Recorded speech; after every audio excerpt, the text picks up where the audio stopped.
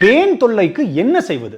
பெடிகுலஸ் ஹியூமனஸ் கேபிட்டிஸ் என்ற இந்த பேன் நம்முடைய இரத்தத்தினை புசித்து வாழ்பவை.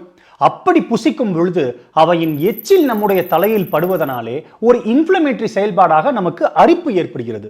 இப்பேன்கள் ஒரு அசுத்தமான தலையில் மட்டும்தான் வாழுமா என்ன? இல்லை என்பர்களே, நல்ல ஆரோக்கியமான மற்றும் சுத்தமான தலையிலும் வசிக்கும். சுருட்டை முடியில் மட்டும் அல்ல, நல்ல நேரான முடி அமைப்பினை கொண்டவர்களிடமும் இந்த பேன்கள் நிட்ஸ், அதாவது ஈர்கள் என்ற முட்டைகளை அதிக அளவில் இட்டு வாழும். தேங்காய் எண்ணெயினை நன்றாக தலையில் தேய்த்து ஒரு நாள் முழுவதும் வைப்பது இவைகளுக்கு மூச்சு திணறலை ஏற்படுத்தி கொள்ளும்.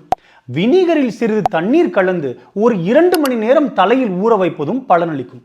அதே போல் வேப்பஞ்சாறு, வெங்காயச்சாறு மற்றும் பூண்டு சாறும் பயன்படுத்தலாம். ஒருவேளை இவை உங்களுக்கு பலனளிக்கவில்லை என்றால் உங்கள் மருத்துவரின் ஆலோசனைப்படி பெர்மெத்ரின் 1% லோஷன் அல்லது மெலத்தியான் 0.5 லோஷனை பயன்படுத்துவது நல்ல பலனளிக்கும். நன்றி.